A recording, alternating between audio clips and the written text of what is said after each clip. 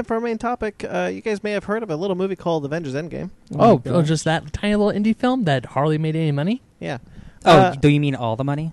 Well, this has brought up a conversation that it comes up every now and then. It does come up it used to come up mostly in relation to Star Wars.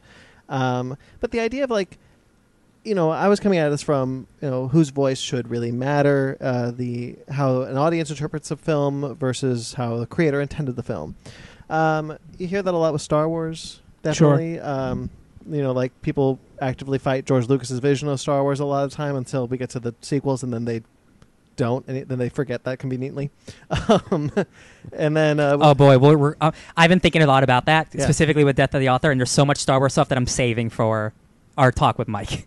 And downright nerdy. Some of it we should cover here, because definitely it'll prime them up so that they're thinking about it, and also because there's going to be so much Star Wars talk, we're not going to be able to devote a huge section to that. Well, because it's all the prequel stuff. No, for sure. Yeah, gotcha. And it is where this came from, as far as our geek sphere. Also, Harry Potter after the fact, exactly. JK just can't stop talking. She really needs to. But for Avengers Endgame, this came up with the conversation that, we have seen the conflicting reports from the Russo brothers and Marcus McFeely. People who made the movie. About what the ending to Avengers Endgame means. Now, I have held the opinion since the film that it is... what matters is how you interpret the film, because the film doesn't explicitly say what one way or the other. I think what matters is how you interpret it. I think that is I think important. It does. I think it specifically does tell you don't change the past, because you don't change the past. No, but the ending it can be read two ways, and the way Marcus and McFeely read it, the way I hate their way. I want them to stop talking. Either Marcus and McFeely say he just kept his head down and didn't change anything, or of course, or the Russo brothers, of course, he went to an alternate reality and lived out his life in an alternate reality. Either way, we're not here to talk about which ones we believe. I think what matters is how you read it, and more specifically, what I'm trying to get at is my final point here before we move on. If you try. Recently, it has been taken as gospel how a creator intends a property. And I think that's wrong. I think that people are getting so mad about Endgame in relation to Endgame, the idea that, well, if it's this way, so it's this way. No. It is how you read it. That should be the important thing. We should not be taking once the creator has made a property, made a thing, made a content, how you read it then should become the most important thing to you, not how they intended it. Their words should not be gospel if it's not explicitly written on screen. I don't think, anyway. So, Sparks, you were going to jump in. So this came up recently on the last Infinity Pod podcast episode that they had, and it didn't come up in specifically the ending of Endgame. It did come up in the way that people keep making headline articles out of every little thing that the Russos or Marcus and McFeely say about Avengers Endgame, regardless of what it might be about. Not about the ending, but things like, my opinion, the most heroic act in all of Endgame is Black Widow's sacrifice, and then that opinion piece becomes gospel, and it's like, this is the most heroic sacrifice in Avengers Endgame, blah, blah, blah, blah, blah. And there is or another one was like a... Cap lifting the hammer? That's one that... That's one. That one. That's a problem. The Russos commenting on a film they didn't make and saying that whether or not saying I think, saying Cap could lift the hammer. That's a great example. So this was brought up, and they also kind of framed it in the same way that I realized I wanted to frame this, because you were having this discussion about authorial intent and audience interpretation for a while, that you were wanting to do this.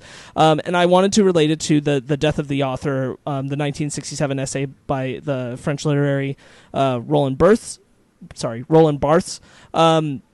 which is something that I wanted to revisit, and in the sense that was something written then, and social media wasn't such a pervasive existence, and that has made this whole problem. Your opinion. That has made this whole problem far worse. And then I know you watched the Lindsay Ailes video. I'm sure Ryan did. Ben, you also did. Watched it. So Lindsay Ailes also has an excellent video I'll link it in the show that really sums up like what Death of the Author means in the modern age, and we're kind of bouncing off and responding to that in relation to our nerd culture discussion. So, that if you want to know more about that specifically, go check out her video. It's a great summation of like what Death of the Author actually means, why it's prevalent today.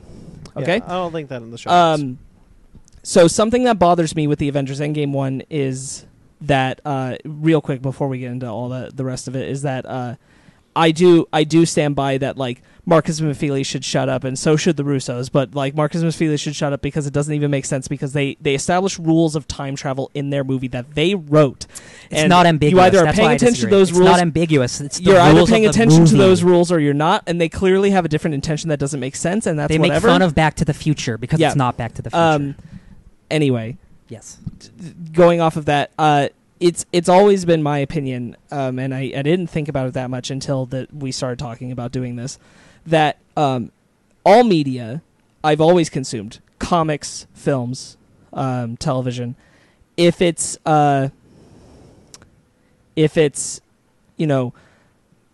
put out there, I treat it like a painting. It's art that you're meant to get your impression out of.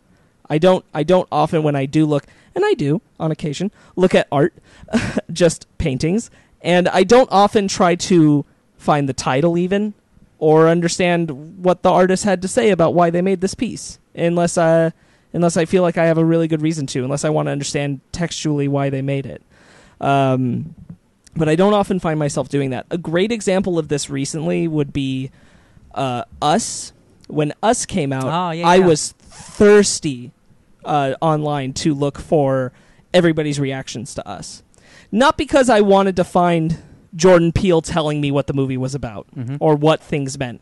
I wanted to know what everybody else thought, because I knew what I thought, and I wanted to hear if there were other people who were kind of thinking in the same vein or had better ways of expanding on those ideas, or if I was just really off in relation to other people, just because I wanted to know. This has happened to me a few times with a few films. Neon Demon is another, where at the end of Neon Demon, I went looking for like everybody who was possibly talking about that movie, just because I wanted to know what their takes were on it. Dude, Twin Peaks. Twin Peaks. Quintessential. Yes. The quintessential. He made something, and everyone has their different opinion on it, because he does not give you anything. He says, here's an emotion. How does that make you feel? So the end of Twin Peaks is like the current end. You want to talk about ambiguous? Twin Peaks: The Return. Jeez. That is one of the most like woof endings I've ever sat through, In a and good I way. thought about it for. I still think about it. Yeah. And I went and I looked at all these audience reactions, but the thing is, like, I don't ever want David Lynch to tell me what the ending meant. He never will. I don't want him It's to. great. I never want him to. That's what I love about it so much. I want to go back to Us real quick. So we talked a little bit. So Sure. The Empire Podcast, which is a podcast a lot of us listen to, does a series on spoiler specials. They're amazing. I listened to this one that you're They going to bring in like the creators and they talk. bring in the creators and they Yeah. talk about their intentions with the film and how they decided to do it, what they were thinking. The Christopher McQuarrie ones are always like 14 6 hours hours. long. It's amazing. But so they brought in Jordan Peele for Us. Now Jordan Peele said, "I will answer all the questions you ask me, but there are some that I just won't, because I want the audience to interpret them in their own ways. I don't want them 100%. to tell. I don't want to tell them how they should read it." And that is exactly how you should approach these things. Yeah. I've realized that when wielded properly, ambiguity is a powerful tool, and one that I find I prefer more often than not. Especially if it's something where it's involved with a lot of thinking. I prefer for you to leave it to me to make decisions. Sure. Another example I'll bring up. I don't know if anybody ever saw this movie, but there was a movie called Devil that was The shopped elevator around as movie, being produced by Shyamalan, but saw it it in wasn't theaters. directed by him. Yeah. Okay. Kind of spoilers for the end of that movie. Nobody cares. If you watch that movie, when I first saw it, if the movie had cut 5 minutes earlier and ended with this man who had been in the elevator and confessed to his sins of how he was responsible for the death of the daughter I don't remember the details. of but the yeah. cop who arrested him, and then he's sitting in that cop's car after everything he just went through in the elevator, which was like all this horrible shit, and they're sitting in silence for a while. And if they just ended the movie right there, holy crap, that movie would be incredible. Also, that movie's not that bad. But no, it's not that bad. But the ending would have been incredible. I would have talked about that for forever. Instead, after this long stint of silence, which is where they should have cut, they instead give you an answer and resolution between those two characters. and it's kind of like, okay. I would not be surprised if the director had a vision of how he wanted to end it, and the studio was like, "I'm confused. Sure. Give me answer, please." Sure, but that's my thing is that film would have improved from a sense of ambiguity. Mm-hmm. I didn't need the standard cookie cutter resolution. I preferred to live in the I have no clue what happened in that moment, and it's so tense, and just let it live with me for that length of time. Right. It's strange how much people have now in social media decided that they need to put out, like, anytime somebody doesn't get what they want them to get out of something, they have to, like, now reinforce, no, it's this. J.K. Well, it's also interesting how like fandom hungers for it. Like, there are people there's a reason why these reactions exist, is because there are people out there going like, I need to know exactly how you intended that, because I need to know how that's supposed to read. Sure. And I like that's a choice. That's a choice. I won't discredit anyone for wanting Some that people choice. need the answers for them, and that's not a bad thing. Some people don't like ambiguity. I thrive on it. But Midsummer, Ben. I think there's Oh, some God. ambiguity in Midsummer. There's a lot of ambiguity in Midsummer. I Holy saw the shit. same movie. There's no ambiguity. I mean, He's just trying to get Ben in the convo. No, yeah. That or Shadow of the Colossus, Ben. We can talk Yeah, about that just real quick. For up until the very end of that game, you don't know if what you're doing is good or bad. No. You were told you are in this forbidden land and your girlfriend's dead. You have to kill 16 Colossus. That's it. There was no story to that game. So you're doing all these things, and you're like, I don't know if this is a good thing or a bad thing. And then the end kind of tells you, but it could still, for the character, you might be doing a bad thing, but you're doing it for good reasons. So it's still ambiguous in a way. Yeah, it doesn't even- fully give you the answers. Even the ending to that game, as the credits roll, things are still happening in the end of the game. And you still have. I had a lot of questions getting out of Shadow of the Colossus, but they were not questions that I felt like I needed to have answers to. Yeah, because to finally toss my hat into this ring, I did watch the Lindsay Ellis video, and I did skim the essay. And my thought on this whole thing is there are when Lindsay Ellis was talking about the whole Josh Green situation about about the character of John Green, thank you, Fault in Our Stars character trying to find the ending to her favorite book. So she found the author, and the author said there is none. That's good I made stuff. this all up. Yeah. This is none. It's fiction. It's not real. Yeah, it made me think of two things that in my life that had endings that I didn't necessarily like, but I would be okay with an answer, but I don't need an answer. Because it might be not the answer you want. The two things are the ending to the Inheritance title, the Aragon the books, and Negima. Say what you want about Negima. That ending. What's that? It's a What the manga. hell is that? It's a manga anime series. Yeah, Got it's a manga anime series. I'm It's talking like manga Harry Potter I'm specifically with a harem. Yeah, but shut up. I'm specifically talking about the manga because the manga still it doesn't end with that happily ever after. Here's the girl that Negi ends up with at the end. It doesn't end like that. You still don't know who his wife is going to be at the end of the book. You don't. And at first I'm like, who's he going to end up with? All these girls want him, but he hasn't picked one. And we know he's going to get married and have kids later on down the line, but you don't get that answer. And I'm okay with that. At first I was like, That reminds me of but Tenchi Muyo? Tenchi Muyo, yeah. And What a weird series. the same with Inheritance with Aragon. The book ends with him and Saphira flying to the other side of Allegasia and to restart the Dragon Order, but that's where it ends. I mean, there was another book that just recently came out that does have Aragon in it, but I haven't read it yet. I haven't heard a lot of things about it. But once again, it's a 4-book series.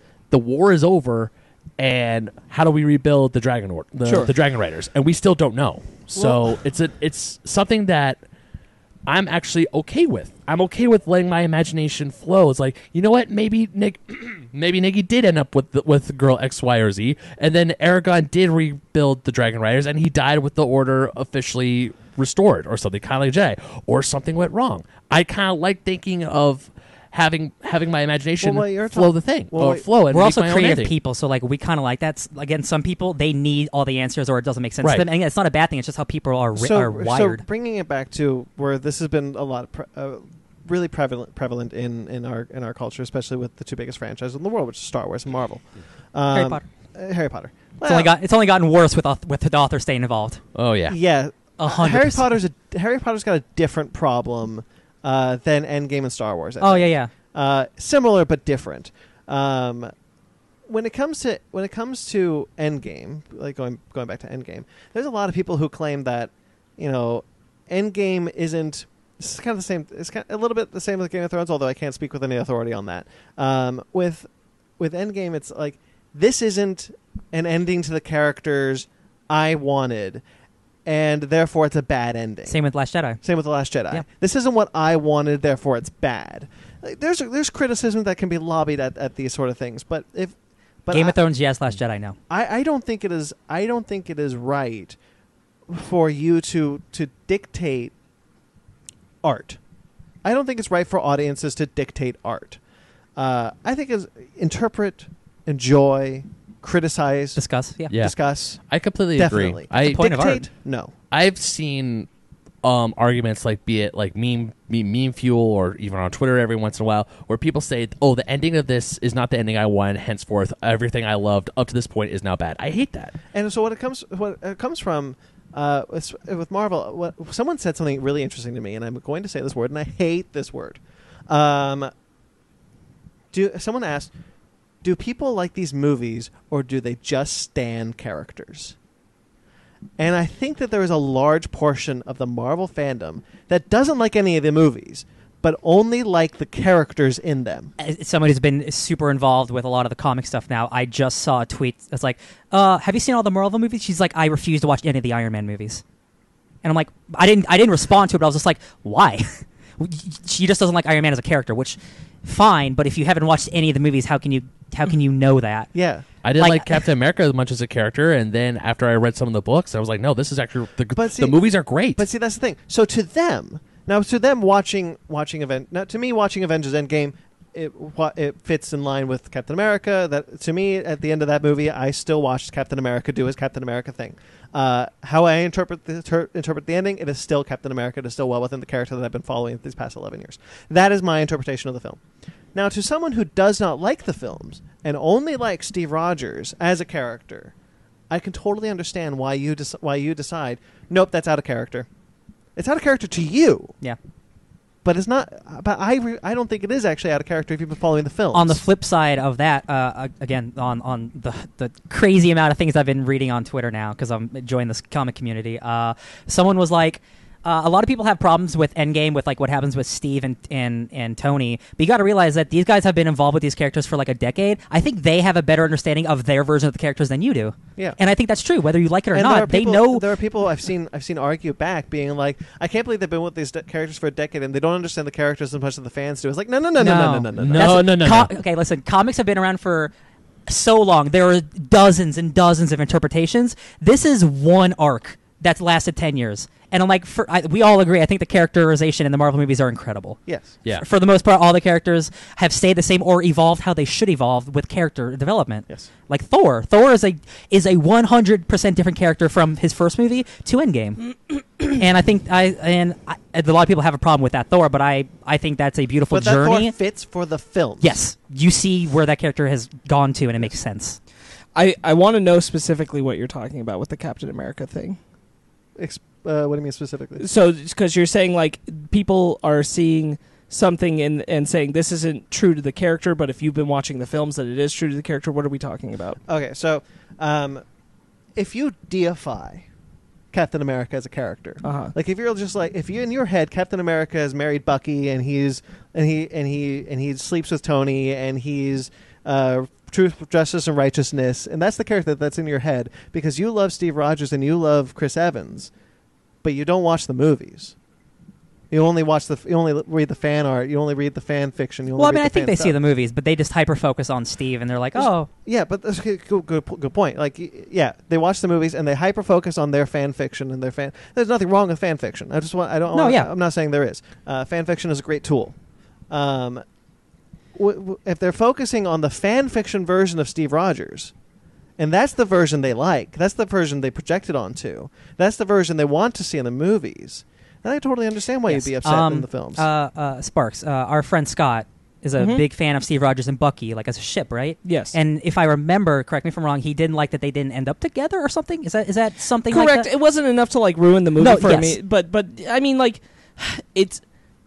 I don't think that's fair to... Look, to be fair, because I don't want to throw him under No, the this bus. is not me doing that at all. No, promise. but I want to be clear. Yeah. I don't know that he's sincere in that, Okay. and doesn't just kind of jokingly go off about Okay, it that's totally fine. because he himself is a homosexual and Yeah. would prefer that outcome. Yes.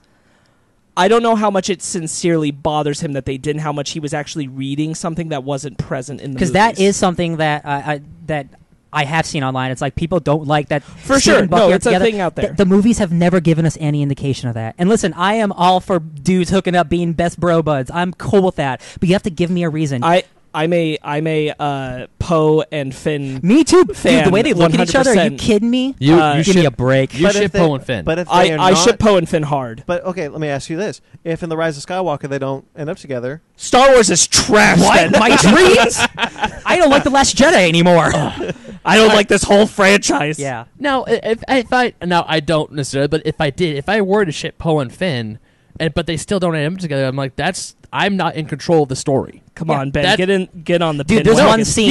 Here's my thing. Get on the pen Ben, wagon. let me tell you the scene that's great. So right. it's when everyone thinks Poe's dead, and then Poe and Finn reunite, and Finn is wearing Poe's jacket, and Poe's like, it looks good on you, and he gives him a slap, and like he like licks his lips. It's like super like, yeah, dude, you look good in my jacket, and everyone was like, oh shit, is this something that could happen? Can I tell you, And like, it's subtle and it's just fun, and they don't have to do anything, but it's fun. so Yeah. real quick, because Ken Knapsack would back me up on this. One of the weirdest details I find about The Last Jedi is that there's a encyclopedia book about it. Poe is wearing a ring on a necklace. Do you know Yes. about this? The I ring on the know. necklace? Yeah. He's wearing a ring on his necklace that, from his culture, is that he carries it around until he finds the person he wants to be with. And I'm like, why would you give that character something so specific? I know. Unless you are putting them with somebody in a movie. Like, holy crap. I mean, like, I'm not saying that means it has to be Poe and Finn. I just think that's a super strange detail. Yeah. it's a good segue, I think, to Star Wars. Okay, so Star Wars has often been in the center of the debate of authorial. There's a intent. movie, The People versus George Lucas. Yes, Great movie. and it's kind of where it came from. Like, who owns Star Wars once it's out there, George Lucas or us? So people criticize the prequels primarily because, well, not primarily, a lot of reasons, but a lot of it came from this idea that George Lucas has ruined Star Wars, has ruined my idea of Star Wars. That was kind of Lucas's intention. No, it was. He wanted to make the movies he made. Go on. For better or worse, he made the movies he wanted to make. Yeah. They're not good. As a prequelist, I acknowledge they are not good movies. But I really like the intention behind the films. And I really liked a lot of the stories that are in the films and what it inspired. But there was the argument that was always made of, if he did this and he ruined my idea of Star Wars, does his interpretation of Star Wars matter more than my interpretation of Star Wars? Mm-hmm.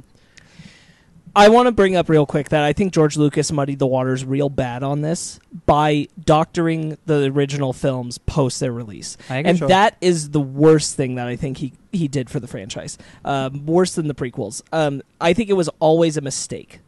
I understand. I kind of get and could even allow throwing in like CGI background creatures on alien planets and things. But when you're specifically changing dialogue and how scenes play out, or altering Adding the no from episode 3, Yes. that's so Altering bad. things so that is Han ruining- doesn't- that is a ruining thing. Han and Greedo shooting at the same time. Yes, just Han yeah. That's a moves to the character side. ruining moment. character ruining moments. So things like that. Hate it.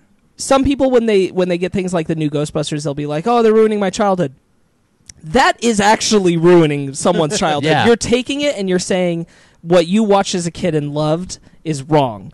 This is what I really wanted it Yeah. to be. Case This was a mistake. No, case in point is like when you say they're new Ghostbusters. It's not really your childhood. The original's still there. Star Wars, I cannot get back unless I pay hundreds of dollars on a VHS thing to get the original ending of Return of the Jedi, where it's not Hayden Christensen as You the can find Force it Ghost. online, baby. I've seen it. Baby, I got it on the shelf over there. There You you can go. just watch it. Yeah, you're fine. But VHS But I ones? personally can't get it because Sure. my copy of Star Wars is with Hayden Christensen as Anakin Skywalker Force Ghost. Right, I and- reminded the Hayden Christensen thing. So, but You're, regardless of the prequelist, feelings though. about the intent behind it, Yeah. that is such a force of the author's intention being so forced down the audience's throat. You don't get the choice. Yeah. Sure. You have to accept that I'm changing what you knew. That's really bad, and kind of the only case where I think it's so profoundly enacted. Yeah. Not only in the extent that like this is the version now and this is what it is. I will not let the old one out. Yeah. I won't. I think that's No more. The end. I think that's kind of selfish.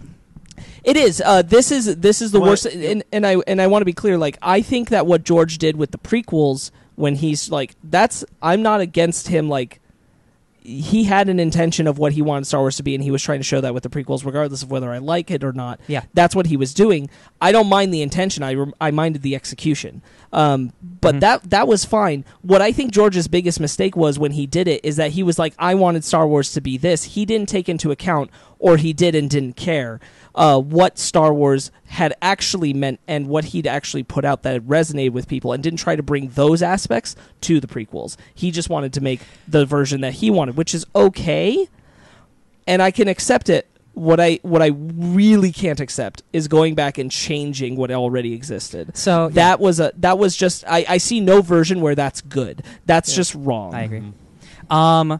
So yeah, this is a weird take, but just go with me here because it relates. When you think of like Marvel Comics, right? When you think of Spider-Man, you don't think of Stan Lee's writing, right? He created the character, and then people made him better, right? Like, Sure. So for me, Len Wein created Wolverine. Chris Claremont made him better. yeah, Len Wein created Swamp Thing, and then Alan Moore made him better. Exactly. That happens every day. Comics are old. Everyone, like, George directed the first Star Wars movie, but that movie was a disaster, and it was saved by editing. He's a great ideas man. George Lucas is not the reason I love Star Wars. It's Irvin Kershner and Lawrence Kasdan, because they did Return of the Jedi and Empire and stuff. And John Williams. And John Williams, yeah. It's George Lucas is the idea man. Empire is the best for me. It's the best Star Wars movie because there's the most emotions. There's the most like at stake. I know exactly what everyone's doing and why they're doing it. Well, if you follow a lot of the behind the scenes trouble for Return of the Jedi, he actually directed Return of the Jedi. That's fine. I mean, he wasn't the sole guy behind it, though. No, he wasn't. But the director had the director I think came out and spoke about this. But there's been a lot of talk like going back to like I will relate this to what we were talking about. George Lucas forced his intention on Return of the Jedi onto the director and made him film the version that he wanted Return of the Jedi to be. So I think a lot of the Did you watch the original movies before you saw the prequels? Yeah. Okay, just making sure. Okay. Did I? I think so. Pretty sure. Because your love for the prequels It's been a like, long time ago. Okay, I watched the prequels in theaters, and I don't remember when I first saw the original trilogy. My love for the prequels comes from the ideals presented in them, and that didn't come until a couple of years ago. And my love of the prequels was enhanced by the Clone Wars TV series, honestly. Yeah. Which George Lucas really didn't have a lot to do with. I mean, he had a lot more creative hand than we think. Did he write and direct it? No, him and Dave Filoni developed the series together. That's what. But I mean, his hands aren't fully involved. Not fully involved, but that's the thing. Dave Filoni is George Lucas. Dave Filoni's a better George Lucas. Dave Filoni Clone Wars didn't exist without George Lucas. Yeah. Dave Filoni executed George Lucas's vision with the Clone Wars in a way that Dave Filoni, because Dave also Filoni thanks Genndy Tartakovsky for that original series. Yeah, the original series was really good. What I'm trying to get at, and this is going to sound, every time I try to phrase this, it comes out wrong. But I think a lot of the hatred from The Last Jedi comes from a misunderstanding from George's intent with the prequels. The prequels were meant to show people that the Jedi weren't these kind of deific, all-powerful, good forces of the things. The prequels were meant to show you the Jedi were wrong. And that's where The Last Jedi bounces into.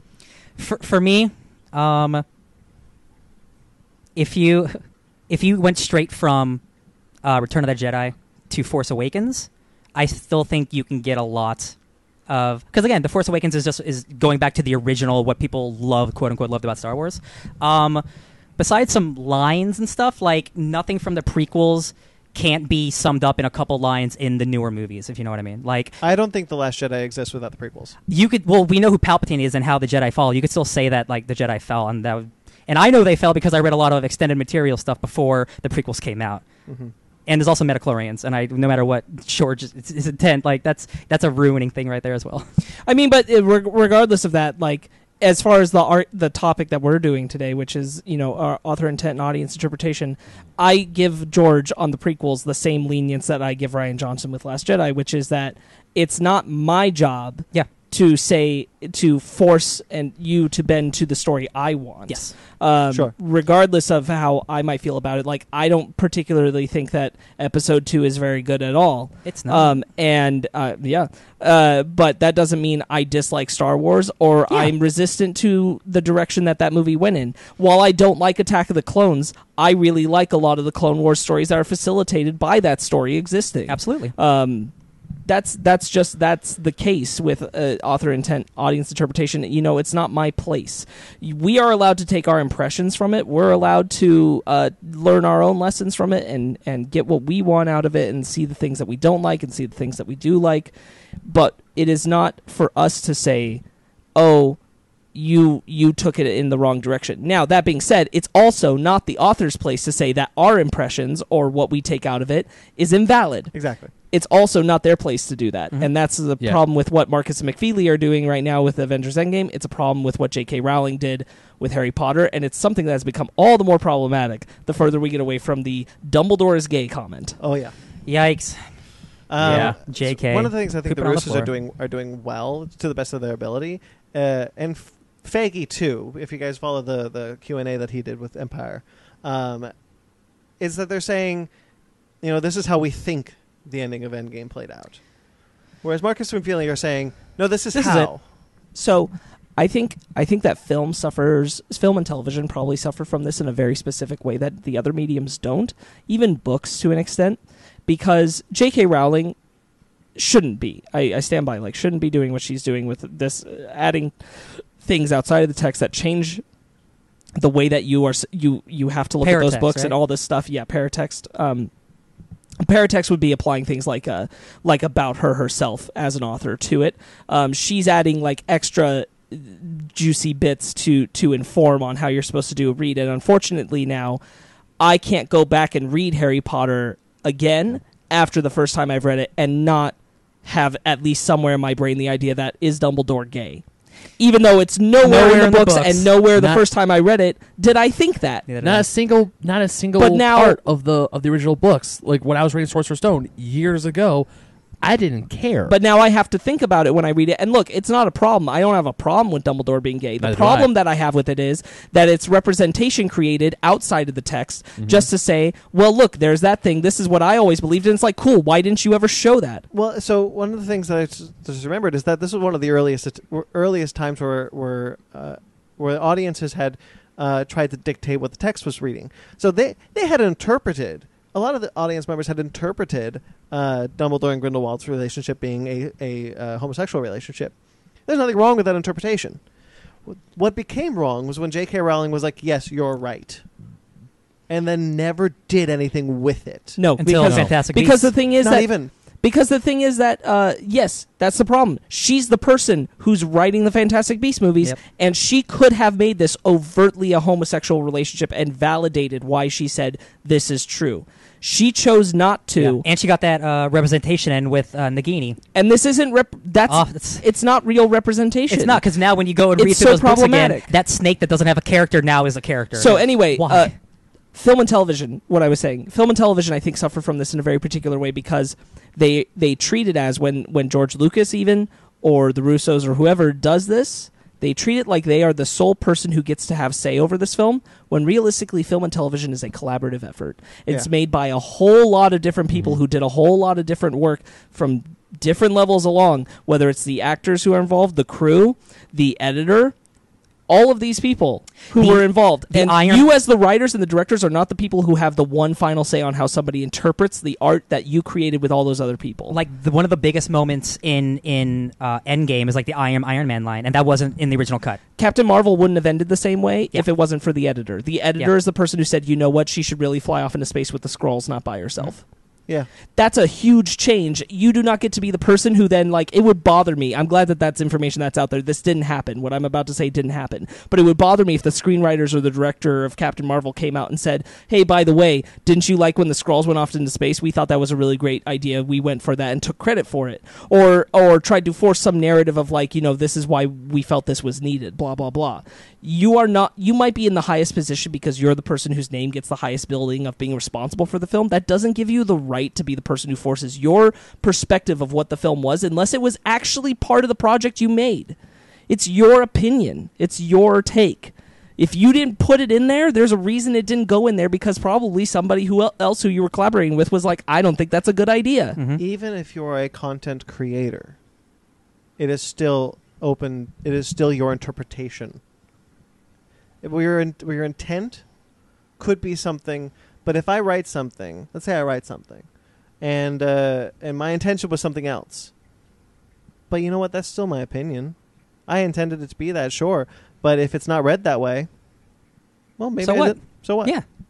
And it's a thing. We live in the internet culture where people get mad that if you don't agree with them. Yeah, Brandon, that whole thing kind of reminds me of the famous joke of English teachers talking about how the blue curtains represent something, but the author's like, no, I just like blue curtains. Yeah. Yeah. It's reading into things. It's cats. Yeah. People try to read into cats. Yeah. It's just about cats, guys. They're reading into things that aren't really, that the author never intended.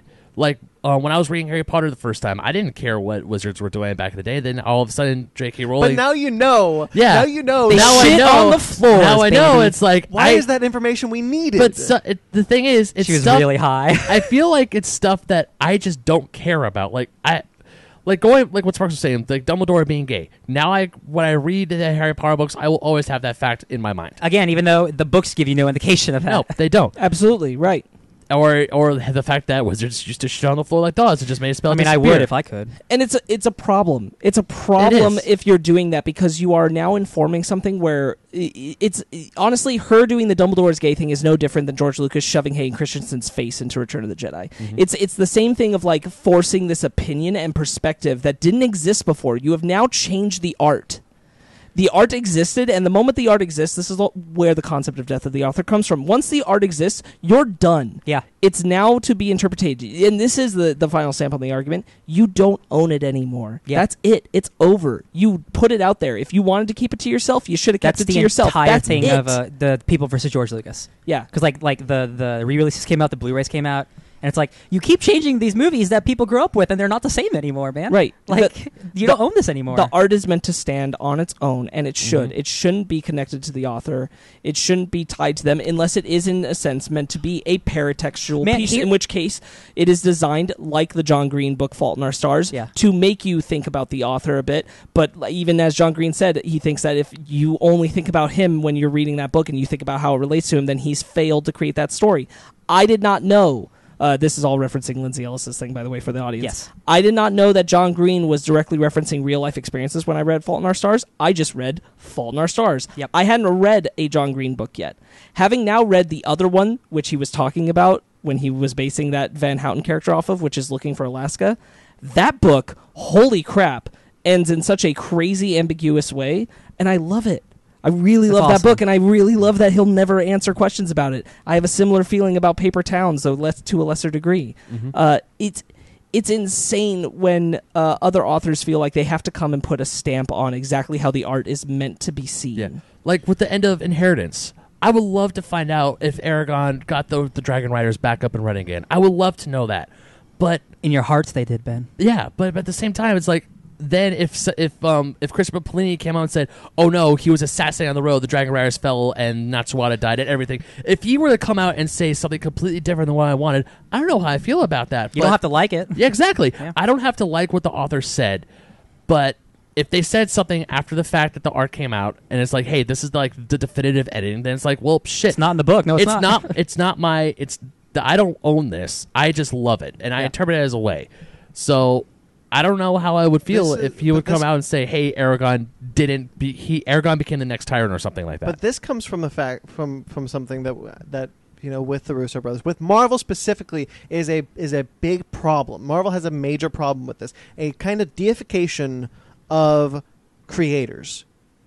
directors, writers, like we have put these creators on such a high pedestal because they make good stuff. Like, look, we like most of these Marvel movies. I get it. Here's the thing. But we put these creators on such a high pedestal that it has to be their intention has to be how it is read. So here's the thing about the only Marvel movie that really has like ambiguity is Endgame, because like Black Panther tells a story. It has a finite ending. Oh, did what's the bad guy's name? Killmonger. Did Killmonger not die? No, he died. Right? Like he died. So that like did he?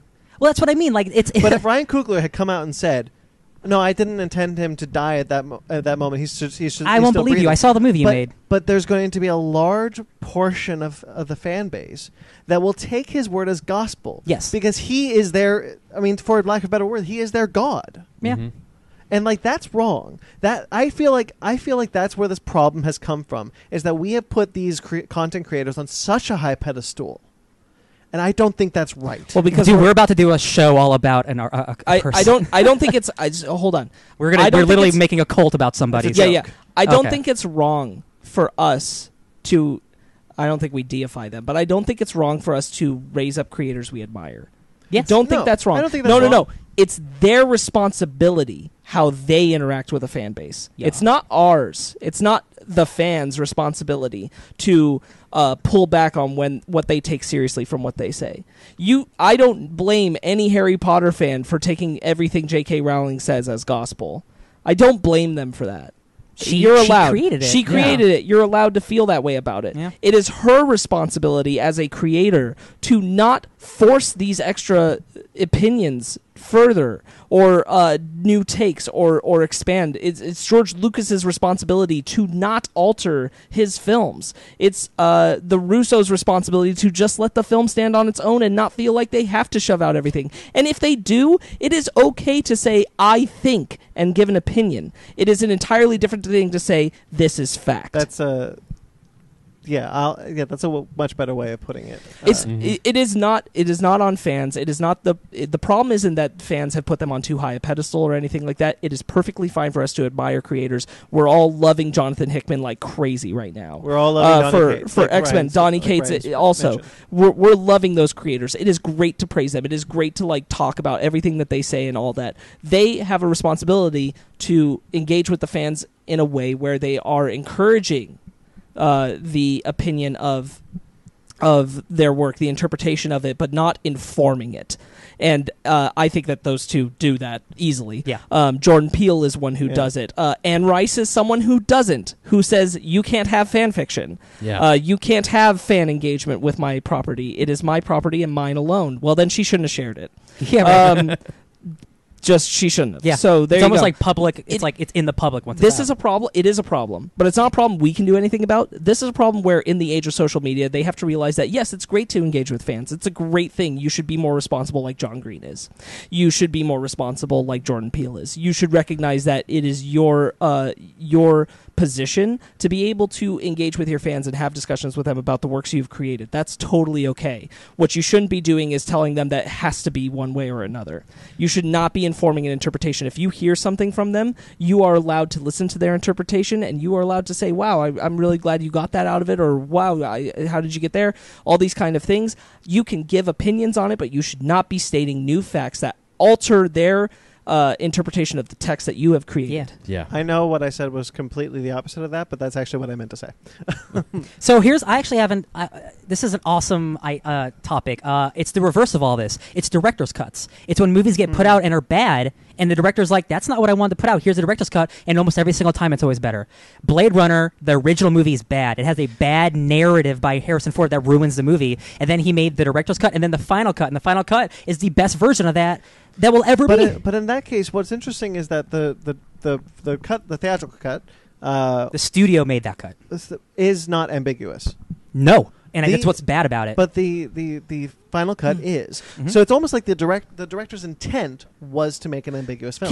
Can I tell you what's okay about that and why? So what's okay and great about director's cuts is almost in no instance does a director cut overpower the original. Yeah, they are now two separate pieces of art. They can be consumed in their own ways. Yeah.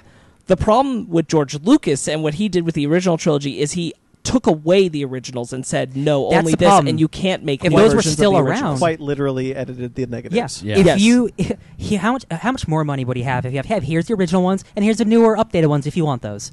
We would not be having this He did that- conversation. He did that once.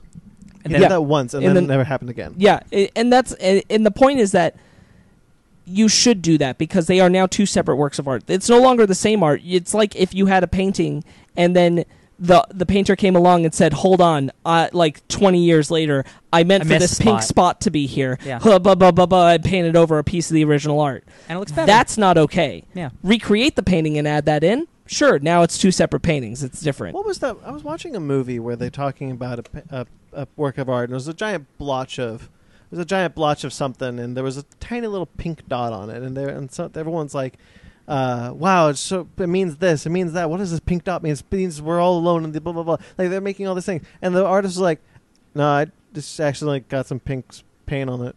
And that's what's beautiful about art. Yeah. Yeah. Yeah, it's like every time I see these art shows or like for something when I'm just like scrolling through TV, it's like, oh, like we're an artist, just like there's this great piece on. Do you guys know the show Adam Ruins Everything? Yes. Yes. Like there's this True TV. Like it's Adam Ruins Fine Art. And the artist and this art student, she just sneezes and paint splatters on a canvas, and her teacher thinks it's the greatest thing in the world. The very end, they go to an art gallery, and she draws something, and she draws like a caricature of Adam. Her art teacher's pissed, but the guy who buys it is like, "Hey, I know people at Marvel. I'm gonna try and get you a job." cool. This art piece reminds me of Jack Kirby. Okay, that's cool. It's like something that an artist where she sneezed, and then her teacher shows up like, "This is an amazing piece of art. How did you do this?" I'm like, "She frickin' sneezed." Mm-hmm. And it reminds me of a story of my old teacher had where he was in an art class. He made a sculpture space shuttle. It got completely criticized. He got failing grade. He made another sculpture where he used the thing to play with his dog and gave this BS explanation of how it was like, oh, this is like us tormenting ourselves. He gets an A on the project. I used to bullshit my projects all the time. Real quick, going just back to David Lynch, all his movies are weird and ambiguous, and that's why he's one of my favorite filmmakers, television, whatever you want to call him. He never talks about his work. Sure. He puts it out, and then he shuts up. Yeah. And everyone asks him questions, and he's like, I'm not going to answer that. Yeah. And I love him for it because it creates a conversation instead of like, hey, remember that thing in episode 8? Here's exactly what it means. I'm like see- I didn't need to know that, David. It's like stuff like that where it's like the author's like, hey, I'm going to put out this thing. You can take it one way or another. I'm not going to answer it. Like Harry Potter, J.K.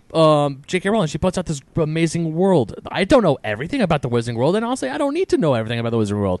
But here she is giving stuff that I don't care about, and now when I go back to read the books, I'm like, well, shit. Hey, man, okay. those books are they're still good. Yeah. Kind of going back to the beginning of this with the Endgame stuff, my biggest problem with Marcus and McFeely making this claim, besides the fact that I don't like the idea of it, is that they're trying to push this narrative that it's always been this way and they've always known it was this way, and that's no different than the Dumbledore is gay argument. There's never been anything in the previous films to give this implication that this is where the story was going, that this is what they were doing, that this is what they wanted. Did you see how they said there's an old man in Civil War who's supposed to be Steve Rogers? Did they? So they no, what did it not is- say that. No, Yes, they did. What it is that the fan theory about old Steve Yeah. being at the funeral The bad- went around, and that's they're a like, bad- "You're right," and it's like, "I hate you." Oh my god, that's so bad. Like Yeah. my interpretation of Endgame, Steve got a happy ending. That's exactly. He got That's happy all ending. That's Who cares all- about the rest, That is right? just like we see. Because even the Russos were just like, yeah. Then the question is, how did it get to the present? who cares?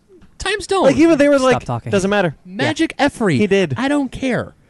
That was what was given to me. That's what happened. Author intent or not, my interpretation is he finally got the life he always wanted, and then he came back. Did you That's guys all see I the- care about. I know Sparks did it because he responded to the tweet. But did you guys see the tweet? I said at this point I just want an Agent Carter TV series renewal so that they can shut up about the ending of Endgame. But then you're like, no, Marcus and Feely would be in it. Yeah. Did you hear that rumor that they're trying to get Haley Atwell to come on Shield? Yeah. Jesus. Oh boy. Because like the thing that I'm worried about with if they do an Agent Carter season 3, which is not even a rumor, it's not a thing, it's just kind of a Just hope get that for me, what if thing. is the idea that they would continue the relationship between her and Daniel Souza, and they will see, and that, hey, that's all I fucking need. Yeah. Did you guys already say the F-bomb? We did. Twice. Sorry, Whatever. That mine was very low though, so it's okay. So yeah, that's all we need. So Yeah. I never ever need an answer to the ending of Endgame ever. I don't want it. I don't want it. Because Neither do I. the movie gave me my answer. I'll say that. Yeah. The film itself gave me an ending. It's like here's an ending for these characters. Here's a possible beginning, like Thor: Love and Thunder. Thor is still gonna stick around. There's still stuff that's gonna happen, and that's great. I like that you pulled Thor: Love and Thunder, not anything of the other ones. It's just kind of cool. Yeah, but like Thor's on the ship of the Guardians of the Galaxy. There's still more stories of Thor to be told. What does that mean, Ben? What does it mean that Thor's on the Guardians of the Galaxy ship? Hell if I know. But I'm here. No, I'm gonna be able. It's just there's always going to be these articles, Yeah. and I get it. Like, there's the clickbait headline era that we're in right now, and we've been in it for a long time. But like the idea that every answer is going to be an article, everything is going to be an article, and that's ridiculous. Or every question. Every question. And that's again, it's on the creator's responsibility to not give into this kind of headline creating bullshit. Yeah. Just to keep in the conversation. So it is the creator's job to do that, and it is the audience's job to not dictate art. Yeah. Mm-hmm. This is what I think of the movie. Doesn't mean it's right. I like it. Yeah. Yes. If you like something or not, dictate. Yeah. Criticize. Yeah. Not dictate. I Sorry. want to criticize. real quickly. Review. Don't dictate. This is not be positive on the issue, but I think a lot of the reasons that we have like Marvel stans or people who still feel so strongly about Last Jedi is because they're passionate. Oh, totally. Yeah. So like at the end of the day, like we can all argue about this, but like it's I don't think it's ever out of like vitriol. Most of the time, it's out of like I love this character so much, I cannot believe that this is the way it went, even though that's not exactly always right. The example that I use, most of it does come from vitriol. Yeah. But the Okay. example I use of like if you have projected on the fan fiction version of Steve Rogers and you hate Endgame, that comes from a vitriolic place. Okay. It comes from both. You love that version of Steve Rogers and you're very upset that it's not there. I totally get that. However, if you don't like the movie Endgame, if you disagree with the story direction that it went in, and you're disappointed in it because you love the movies, because you love the characters, that's something else. Yes. That is what you're saying. That doesn't come from a place of If hate. you feel that Endgame was like a Game of Thrones ending where it didn't satisfy all the character journeys, that's fair. Yeah. I think Endgame was incredible and served every character, but that's just me. Yeah, and so like the same thing with The Last Jedi. If you love Star Wars and The Last Jedi didn't give you what you want from Star Wars, that is perfectly valid. Even Like, the first time I saw The perfectly Last Jedi, I didn't like it. Now I love it. Like I've already pretty much said that upon further reflection, I don't think it did justice to Black Widow. And I'll stand by that probably for the rest of my days with Endgame. It doesn't mean I hate the movie. It doesn't mean I hate the Marvel films. But it doesn't mean I'm demanding answers for why did this happen. Yeah. Contracts, I understand. And so that's the Black Widow coming out 2020. So there is the difference. Mm-hmm. There is the difference that there is there's criticism from love and there's criticism from hate. Mm-hmm. And I think what you were saying is there is a place for love. Yeah. I've to jump on this, because I also have seen people criticize because they didn't get the ending they liked. I mean, obviously, Game of Thrones is a big thing. You can't satisfy everyone. Yeah, you can't. You honest to God can't. Most people will just be like, "Okay, I'm not ending it. Going on forever." Yeah. See, it's hard as hell to try to end a 22 movie series. Yeah. How hard is that, man? Yeah. Real hard. It's extremely hard. But oh god, I had a point. You had it, baby. Like Brandon, when you said where people are mad because it comes from a place of vitriol, I also see it come from a place of vitriol as well, but I also see it because people love these things so much and they just don't like it. It's not black and white. And obviously, it's not black and white. There's obviously some gray tossed in here and there. Oh, god darn it! I had a thing. I was going to go for it. I completely lost it. Son of a gun. I think you made a good point. Yeah, but it's I think when people... Oh, I just remembered. When people will take things too far, it's because they personally didn't get the ending they wanted. When they attack creators. And they attack creators for like, how dare you give this thing... It was supposed to be like this. Like earlier you said something that goes about... back to them dictating art. Yeah, and also goes back to the thing you said earlier, Brandon, about, oh, I'm a fan. I know this character better than anyone else does. It's like, I'm pretty sure Chris Evans knows the character better than anyone else does. He's playing the damn character. He knows the movie version better than anyone because it's him. Yeah. And he's been involved the entire time. And also, it goes to a thing that when people say...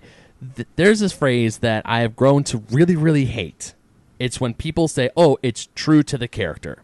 Because when we go to things like pop culture and comics, we have things in comics called multiverse. one person. I mean, yes, the core, Every Hulk comic is different. Exactly. Every Hulk comic is different. Every Superman comic is different. Every Spider-Man is different. So when people say, "Oh, that's not true to the character," it's like, which one are you talking about? It goes back to our adaptation discussion a little bit. If you're adapting something, as long as you stay true to the core. Yeah, so I was going to say, like, sometimes that argument, because, like, I've definitely said that about some things, because I've definitely said that about Spider-Man Far From Home, where I think there are some things that aren't true to the character, and I'm very specifically talking about things that are generalization values of the character, not things that are, like, locked into a run. Right. So that's kind of a double-edged sword, that phrase. I think we're about wrapping up. What do you guys think? I just like. I'm thinking more about director's cuts, and all the director's cuts that I think of, they're all better than the original movie. Daredevil. Yeah, I mean, like, and I don't think Ridley Scott's Kingdom of Heaven, which is like an hour longer, and that's an awesome Crusades movie. Yeah, I don't think there's anything wrong with director's cuts. No, my thing is director's cuts are good. That's just the point. No, where I didn't. I wasn't trying to say that you were. I was saying that I think that that's a great thing. I think that is a great example of, like, you know, if a director does feel that way, then that's a great way to express that, because you're creating a separate. They're unhappy with their vision. You're creating a separate piece of art. I'm trying to think. There's a franchise that isn't Star Wars. There's something else where, like, there's a preferred version of the films for watching that that I have. Lord of the Rings. Jesus. Oh. Lord of the Rings has the longer version. The extended cuts. The extended cuts. And those are essentially separate pieces of art. And it might not be as controversial to distinguish between the two as, say, Star Wars or what we were just talking about with Blade Runner, but it's definitely like interpreting two different pieces of art. And it's not just like, you know, Peter Jackson, whose different stamp is on that. It's everybody's different stamp, because it's a collaborative medium. Yeah. And respecting that and understanding that, like, you know, you are analyzing two different pieces of art, and also understanding that it's your responsibility to treat those as two separate pieces of art if you're a person who was involved in the creation of it. Exactly. Part of this is, like, you know, there were two ends of this discussion, which is really, you know, what is author intent and where's the line on that? What is audience interpretation and where's the line on that? Audience interpretation can be everything. Like, you can love all pieces of art, you can react to all pieces of art in whatever way you want. Just don't enforce your interpretation on the creator, just as they shouldn't enforce it on you. Right. Hence, petitions are stupid. Hell yeah, they are very dumb. So those shouldn't be happening. But also, authors. I'm glad we got to throw that in there. But also, in the age of social media, authors really need to be more careful. Creators need to be more careful about when they are responding to fans. Yeah. The Russos, I really like the Russos. I don't hold them in the same banister that I hold Marc and Mafili right now, but they also need to just stop trying to inform on audience interpretation of their work. They need to just leave it alone. Yeah, and Brand, this could be my final thoughts. The whole thing of authorial intent, fan intent interpretation, everything is a slippery slope on both sides. We have seen fans get out of control. We've seen creators get out of control. Although we've never seen a creator start a petition to change something. Exactly. But still, we have seen... They just released a director's cut. Yeah. Oh, sorry. Finish your thought real quick. Yeah. But all four of us have seen things, like we've seen fans petition, and then we've seen authors get to throw us trivia, JK, random stuff that we never needed. So it's always a slippery slope on both sides. And we've even seen them go to the very extreme. So this whole thing, I feel that there's no right way to put this, but there are authors and fans who do this right, and there are authors and fans who do this completely wrong. Absolutely. I can't believe that this whole discussion we didn't get to the prime example of both ends of that spectrum, which is Zack Snyder and the Snyder Cut. That was going to be my final thought. Yeah. That was my final thought. I was going to save it. Yeah. I lost my headphones because of that. Zack Snyder Holy God. is the... You just dropped a bomb in here. Zack Snyder Good is Lord. the worst on this. He is not holding any He still talks responsibility about for this Justice because League. he puts out... It's worse than that. He doesn't talk about it. He shoves out these little photos and things to just tease up the fans His that he concept knows art he of has who are Darkseid. fans of... Hardcore fans of his vision, and he's like, cool, I've got this. Boop, here you go. Here's a picture. In another month, some I'll release dopamine. another. Yes. And he keeps them jacked up on this so There that is they a keep video of him rampaging for the Snyder There Cut. is a video of him saying, it exists, it just needs to be put up on Warner Brothers. You're awful. You're awful, Zach. And the reality is, and I like Kevin Smith, but I'm so disappointed that he endorsed this. But I also understand what he was trying to say, which is that he's like, the Snyder Cut exists in the sense that it is an unfinished film, which he feels like most people could appreciate at this point, and that they should just release it and just have Zack Snyder doing narration over like the pieces and saying this was the intent of this scene. Yeah. These unfinished Almost like a effects and director's everything cut, and yeah. like that. That was Kevin Smith's argument. And I'm like, cool. I understand that. Like, if you wanted to put that out, whatever. I just don't think that the audience has ever been hungry enough for that. I know that there are the people who are rampaging. Those 7 people who showed up but at can Warner I tell Brothers. you what? Yeah. Justice League wasn't that good of a movie. We shouldn't still be discussing it like this. Like, it wasn't even going to be that good regardless of Zack Snyder's version. I'm telling you, the reason that it bombed wasn't because Joss Whedon got to put his own cut on it. Oh. It was because it was a bad movie, because people didn't want to go see it, because Batman v Superman wasn't the movie they wanted. Yes. That's it. Mm-hmm. That's it. The audience interpretation of Batman v Superman was not for me. That was overall how people felt. That's why Justice League didn't get turnout. It wasn't because Zack Snyder was involved, because guess what? When you were marketing it, most people who are Casey casuals didn't know that. Right. Yeah. 100%. So this argument that, like, oh, if Zack Snyder's version had been released, it would be different, that's not true. Like, stop living in this bubble world where you think that's the case. And it will cost Warner Brothers millions of dollars. Oh, yeah. To get a final cut of Zack Snyder's movie. Well, and that's why Kevin Smith was saying, just do this rough thing. Yeah. And I'm like, cool, I guess, if you want. I don't think it's justified. No. I don't. And I don't think that the audience should be rewarded for this demand for it. I don't think the fans who have gone so rabid about it should be rewarded, because they've been the biggest pains Oh my in God. the butts.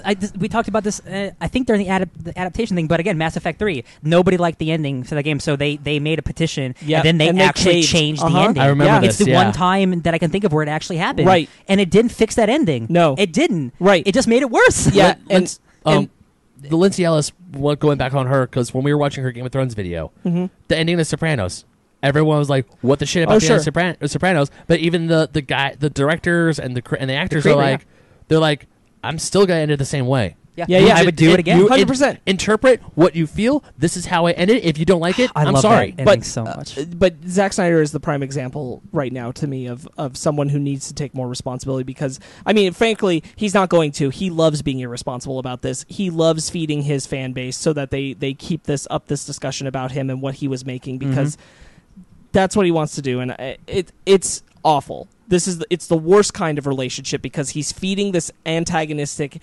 hate-filled demand, and I don't think either him or the base should be rewarded for demanding this Snyder cut for so long and being so just Vitriolic. yeah, Yeah. and territorial about it. Just Yeah. awful. And I don't think they should be rewarded for it, because that's not a good idea to set. Maybe if we were like only a few months away from Justice League, but it's been years. Like, let's move on. Can we just let Wow. die, please? It's been years. All right. Wow. That just slammed into my brain that I was like, wow, how have we not talked about that? I was saving it to be like, hey, remember when Zack Snyder used to do all those Vero things? Fair enough. But you went way more He's into it. still so, yeah. doing it. No, I know. Nobody uses Vero anymore either, so what the hell, dog? It's really troublesome. All right, shall we?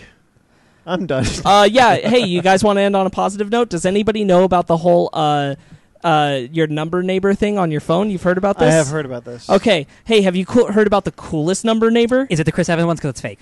Oh, is it? He Yeah, it's posted fake. on Twitter that, sorry, this is fake. That was fake. Oh, bummer. Yo, man, you should have went to his own page. Never mind. I he- don't have saw- anything he denied it positive about himself. it. No, I saw that Yeah. because he straight. I saw that on Twitter. He was like, "Yeah, I'm sorry, this is fake." Guys, don't text random strangers. I'm just glad I haven't got. I wasn't going to do it, but a lot of those tweet threads were real funny. I'm not going to do it, and if my number neighbors do, then okay. But yep, I haven't gotten that yet. So Well, I don't think it would happen at this exact very second. No, I'm just double checking. Yeah. I'm just Alright. double checking. What a coincidence. Shall we? Shall we we? move on to our book club? Oh, Yes. shit. We have one? I guess so. I think so. Do we all read it? Uh-oh.